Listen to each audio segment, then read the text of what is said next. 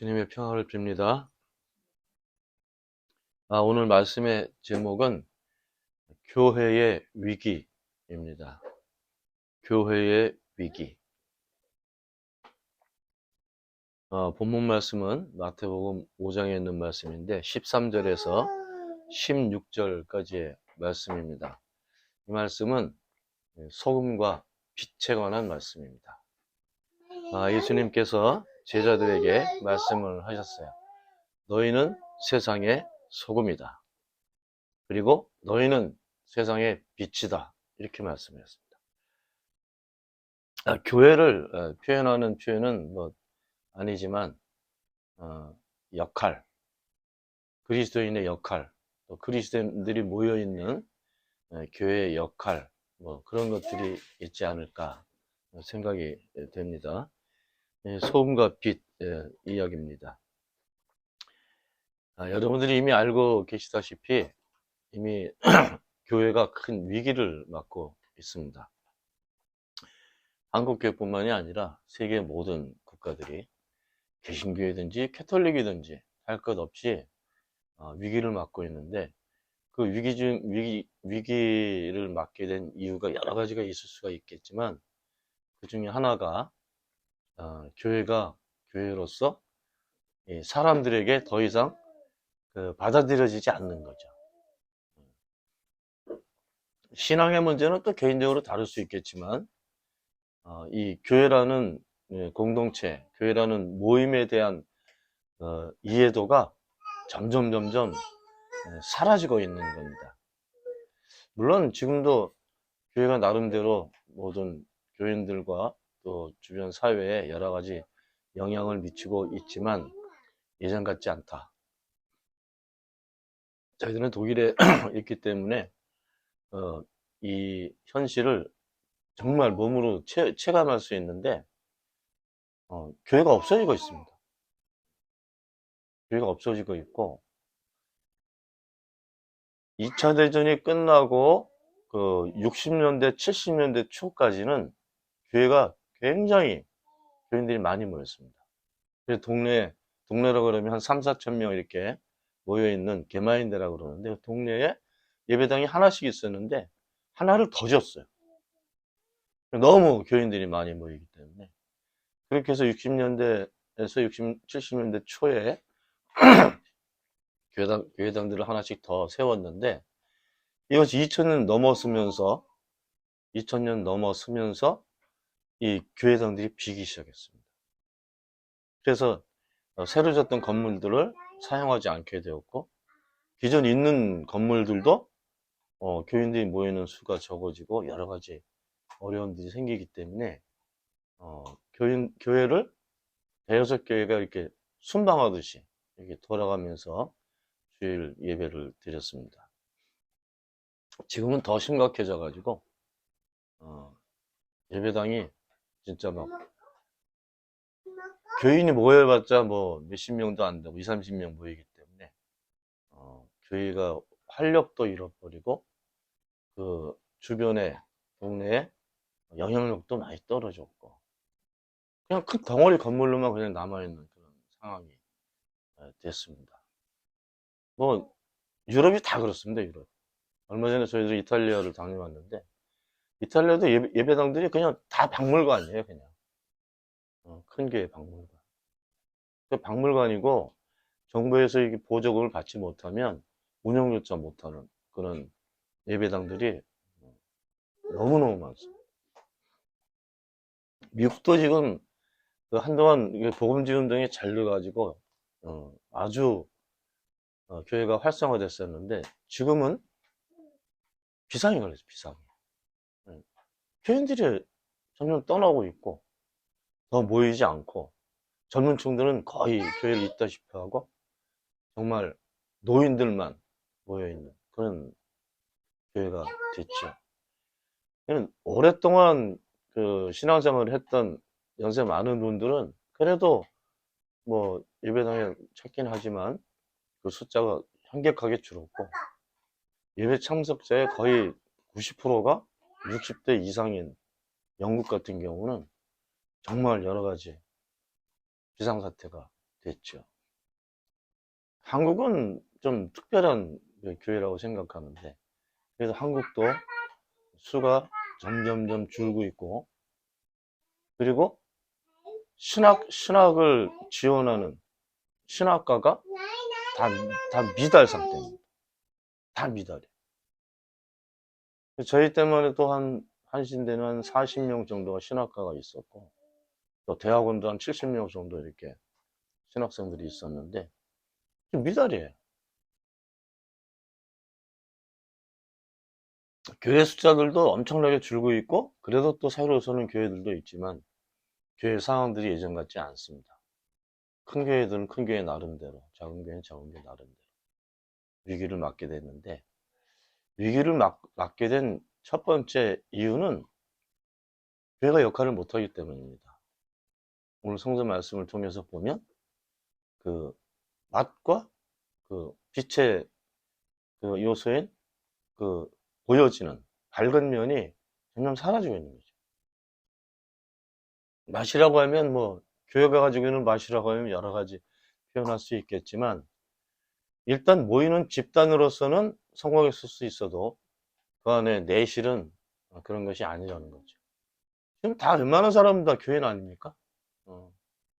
5명에 1명은 교인인데, 교회 다니는 사람들도 많고, 또 교회를 통해서 활동하는 사람들도 많고. 그렇지만 이런 면도 있어요. 아주 대형 교회 같으면 그냥 교회가 좋아서 다니기도 하지만, 사실은 그 안에 여러 가지 인맥으로 또 사업상 문제로 다 얽혀 있습니다. 그래서 그 교회 다니면 뭐 사업하는 사업도 도움받을 수 있고, 그 여러 가지 이제 뭐 법적인 문제도 해결받을 수 있는 가능성이 많고, 작은 교회들보다는. 그리고 이제 경제 활동이나 뭐 사회 활동이나 할 때도 여러 가지 서로 주거니 받거니 하는 그런 거래들이 있기 때문에 큰 교회 다니는 것이 매우 어떤 면에서는 편리하고 도움도 되고 이런 경우들이 많이 생기죠. 그런가 하면 작은 교회들은 자립도 못한 상태에서 그저 몇십 명 이렇게 모여서 어렵게 생활해 나가는. 그래서 나름은 어떻게든지 신앙생활을 잘 하고, 그리고 주변에도 좀 영향을 미치고 하는 이런 목회 계획을 가지고 목회하는 목사님들도 많이 계시지만, 너무너무 목회 환경이 열악한 거. 환경도 그렇고, 지금 교회가 점점 크게 성장하면서 정말 제대로 그 맛을 내고 있는지, 제대로 그 빛을 내고 있는지, 저희들이 다시 한번 돌아봐야 될 시기가 되지 않았을까, 그런 생각이 듭니다. 예수님께서 하신 말씀은 이게 의미가 상당히 있는 말씀인데, 소금은 짠맛을 내죠. 짠맛을 내서 어떤 물건과 아니면 어떤 음식과 어우러지게 되면 그 짠맛으로 그 음식의 맛도 내지만, 그 짠맛 때문에 그 음식을 오래 보존할 수 있는 그런 아주 중요한 기능을 가지고 있습니다. 그런데 그 기능이 빠져버리면 그건 아무짝에 쓸모가 없어요. 예수님 말씀으로는 그렇게 맛이 빠져버린 소금은 사람들이 길에 갖다 버린다는 거죠. 네, 쓸 수가 없으니까. 이 독일 교회는 그 개마인대 안에 옛날에 이제 봉사국이라는 것이 있었습니다. 이 주민들을 여러 가지 방법으로 도움을 주는 거예요. 무슨 가정적인 문제도 도와주고, 자녀 문제도 도와주고, 신앙의 문제도 상담해주고, 이러면서 그 주민을 봉사하는 그런 봉사국이 있었는데, 지금은 없어졌어요. 왜냐하면 사람들이 예전에 그 60년, 70년대는 교회 도움을 많이 받았어요. 2차 대전 이후에 그 신앙의 문제도 그렇고 어떤 재정적인 사회적인 문제도 교회 도움을 많이 받았습니다. 근데 지금은 그 사람들이 원하지 않아. 왜? 바깥 세상이 더 발달해 있어요. 그리고 교회에서 지금까지 그 알려주고 가르쳐줬던 그런 모든 삶의 방식이나 신앙의 형식이나 또 살아가는 어떤 방법들 이런 것들은 바깥에서 더 교회보다는 더 자세하고 또 실질적으로 그렇게 배우고 또 도움을 받고 주고 할 수 있는 그런 구조가 바깥에 생겼어요. 국가가 복지도 담당하는 부분이 생겼고 여러 가지 이제 지원하는 부분들도 많이 생겼고 근데 교회는 그런 역할도 이제 못하게 된 거죠. 한국 같은 경우는 그런 구조가 발달되어 있지 않기 때문에 지금같이 그냥 모여서 집회하고 예배드리고 뭐 봉사하고 이렇게 해서 사는 구조로 되어 있기 때문에 실질적으로 개인적으로 교회에서 이 혜택을 보거나 도움을 받는 경우가 거의 없죠. 있어야 되는데 그렇게 하지 않죠.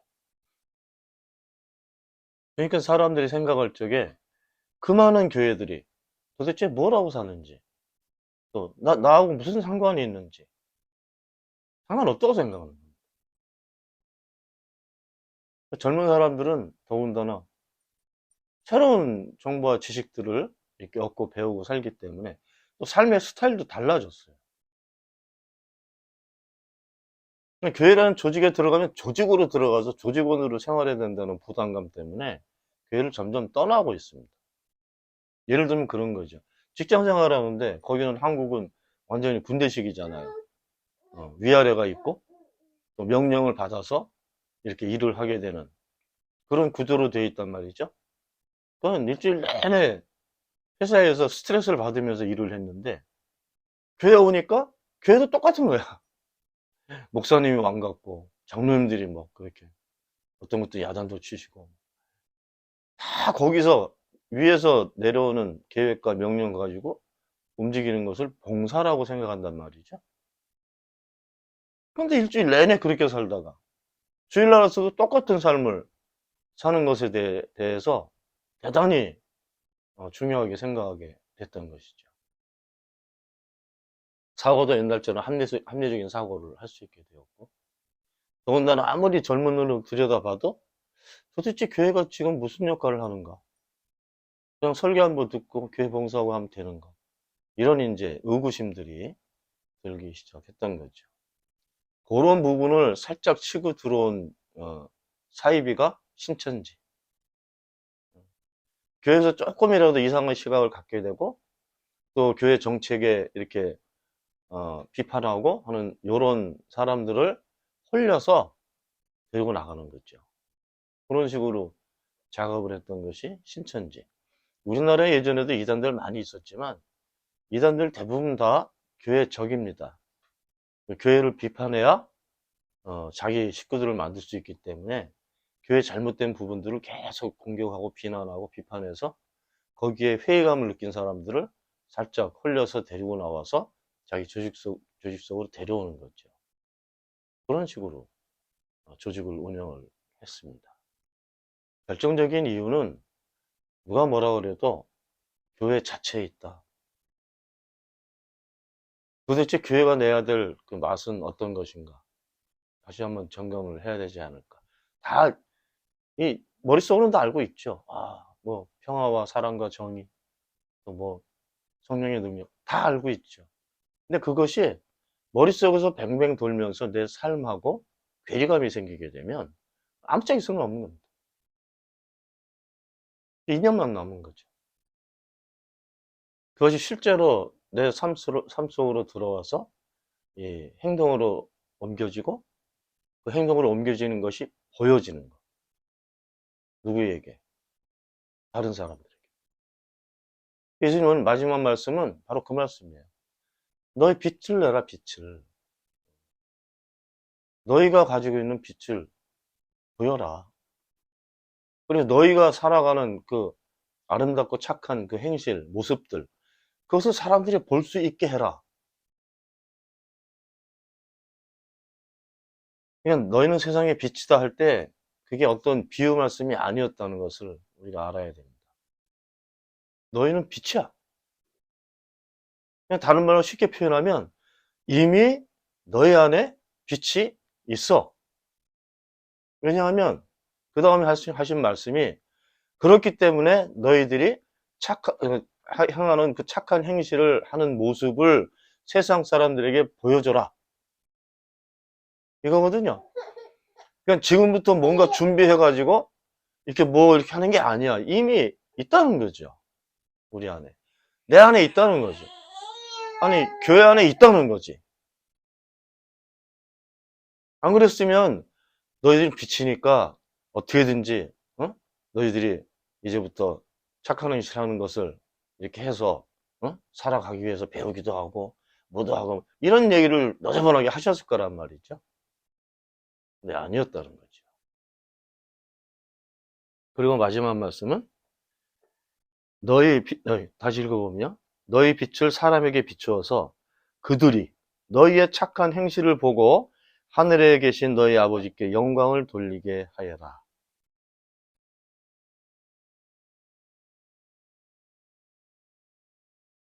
그러니까 내 안에 있는 빛을 사람들에게 비춰라, 그런 말씀이에요. 그 빛으로 살게 되면 이렇게 어둠에 사는 거하고 여러분들 머릿속에 생각해서 충분히 알지 않습니까? 그죠? 비치면 이 바른 생각과 바른 행동을 하면서 살 수밖에 없다는 것을 이미 예수님께서 알고 계신 거예요. 우리도 알아야 되는 거지. 이것을 배워서 경험을 통해서 오랫동안 경험해가지고 이것을 습득하는 것이 아니라는 거죠.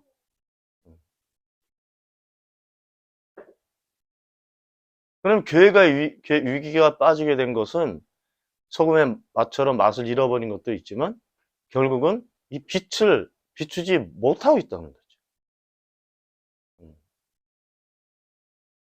예수님 말씀으로는 이 빛을 비추는 행위가 선한 행위예요. 착한 행실이라고 표현했지만.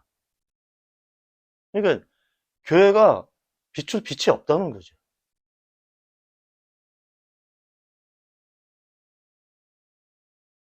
개인적으로도 생각해 봐야 됩니다. 야, 내가 성령을 받아서 이 빛을, 이런 생각이 아니라 예수님 말씀은 이미 너희 안에 있는 빛을 비추어. 이렇게 말씀하신 겁니다. 알아야 되겠죠? 깨달아야 되겠죠? 그 부분은 우리가 무슨 연구해서 알지 못하는 부분이 있다 그러면 하나님께서 도우시겠죠? 지혜의 영, 진리의 영인 성령을 통해서 이런 것을 알게 하실 거라는 거죠. 이것을 아는 것이 대단히 중요하다는 거죠. 독일 교회를 좀 더 들어보면 독일 교회는 이 독일이 2차 대전을 일으켜서 1, 2차 대전까지 일으켰잖아요. 그래가지고 굉장히 많은 사람들이 희생됐고 또 죽임을 당하고 억울하게 그런 자기들의 그 전쟁 역사, 자기들의 독일 역사에서 돌이킬 수 없는 범죄를 저질렀다.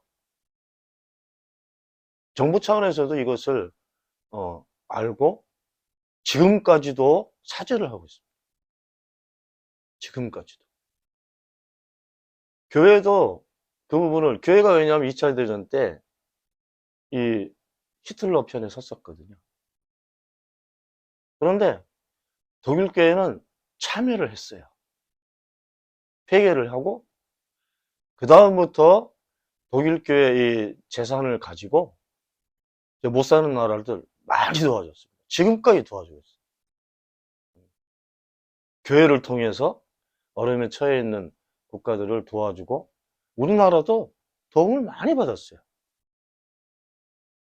독일 교회가 지금 이렇게 같이 위기를 맞고 있지만 그 독일 교회는 몇십 년 동안, 최소 몇십 년 동안은 그렇게 선한 행실을 많이 했다고. 그래서 세계교회가 독일교회 참여하는 모습을 보고 독일교회를 인정을 했어요. 참여하는구나. 지금까지도 하고 있어요. 근데 우리 한국교회는 어때요? 한국교회는 무속되게 망해요, 무속되게. 무속되게. 지금 절반 이상은 무속이잖아요. 무당, 토템, 샤머니즘. 근데 교회가 이렇게 진짜 100년도 안 된 교회가 엄청나게 부흥할 수 있었던 이유가 뭐였을까요?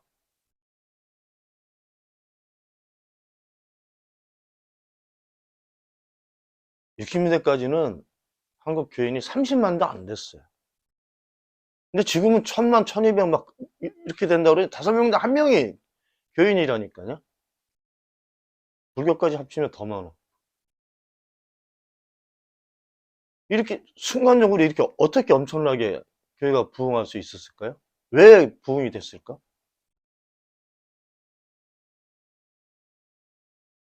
하나님 입장에서 보면은 여기가 미신 국가예요, 한국이. 이전 말기도 전부 이 무당들하고 손잡은 그 정권이 다 망했잖아요. 마지막 고종까지도. 민비가 무당 잡고 있었잖아요. 망했다고 다. 세계 역사에서도 소련도 짜르 뭐야 그 황제가 통치했던 나라도 망했잖아요. 그것도 미신 때문에. 우리나라가 미신국이었다고요. 그런데 이렇게 엄청나게 교회가 부흥했다는 것은 이런 여기 우리 국민들이 살아가는 모습이 아니라 이렇게 살아야 된다라는 것을 보여주라는 의미 아니었을까요? 착한 행실을 이 땅에 보여주라는 그런 하나님의 계획이 있지 않았을까? 근데 교회가 보여줍니까? 보여줬습니까? 지금까지?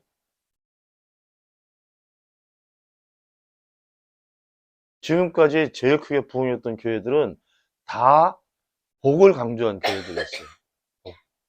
그 복이 하나님, 우리가 시편에 있는 그 복이 아니라 건강의 복, 재산의 복, 자녀의 복, 뭐 이런 성공하는 거.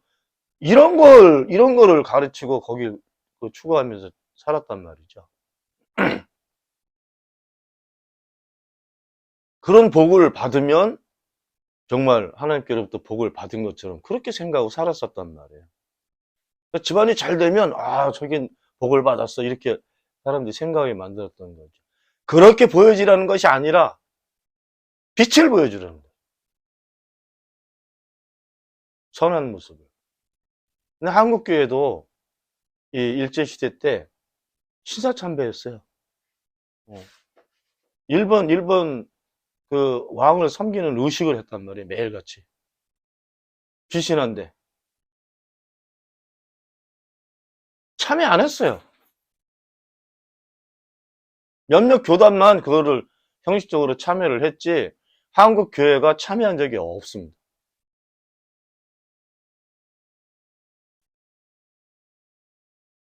그리고 한국 교회가 저지른 그 비하인드, 정말 악마 같은 짓을 많이 했는데, 예를 들면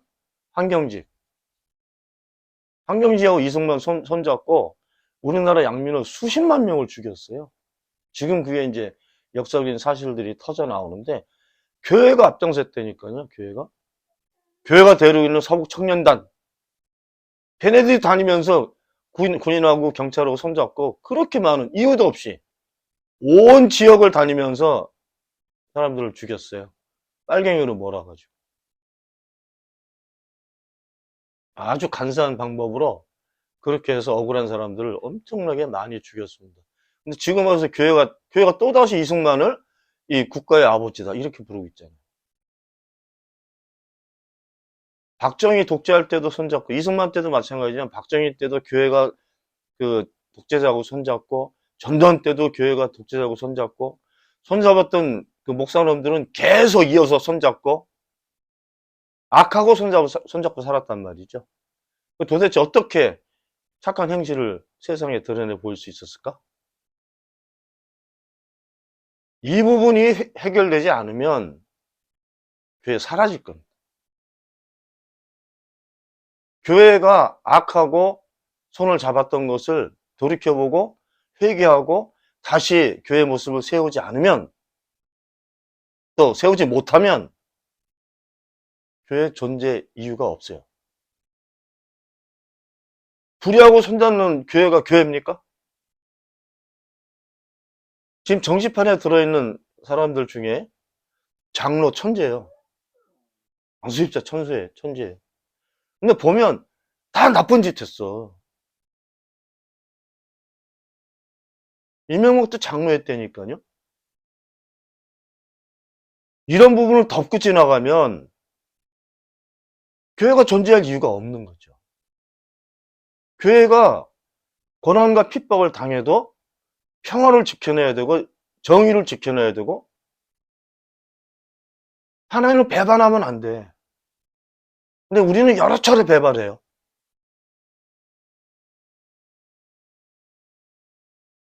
하나님을 알지 못하고 하나님께로부터 등 돌리고 사는 그런 모습이 어떻게 교회의 모습일 수 있습니까?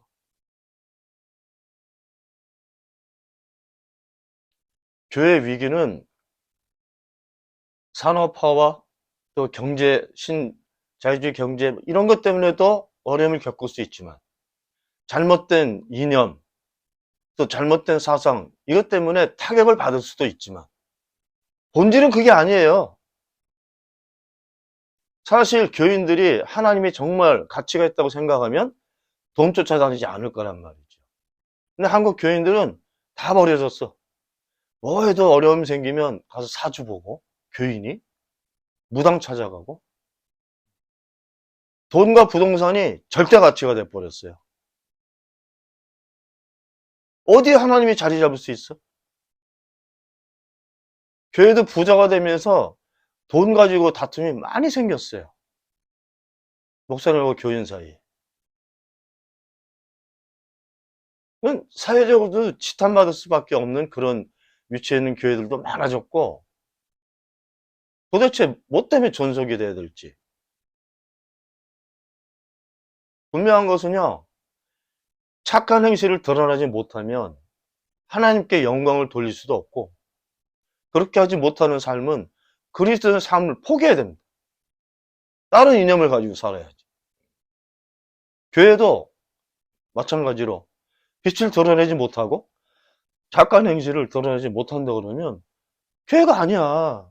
교회가 아닌데 왜 존속돼야 됩니까? 이런 문제가 우리 삶 속에서 제기가 되고 이 문제를 해결하기 위한 노력과 애씀이 있어야 된다는 거죠. 안 그러면 아주 다양한 방법으로 어떻게든지 뭐 이 위기를 넘어보려고 하는 여러 가지 프로젝트가 계획들 회의도 많이 하고 하지만 그 방식으로는 절대 이 위기를 넘어갈 수가 없습니다. 타락하고 잘못 나왔던 예루살렘 성전은 세상에서 사라졌어요.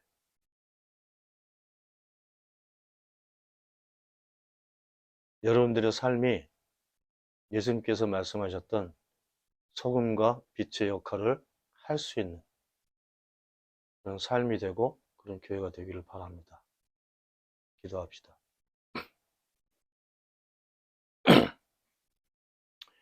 하나님, 정말 뼈를 깎는 심정으로 저희들이 잃어버린 신앙과 교회의 역할들을 다시 찾아서 이 세상에서 소금의 역할과 빛의 역할을 잘 감당할 수 있게 도와주시기를 바랍니다. 우리 주 예수 그리스도 이름으로 기도하옵나이다. 아멘.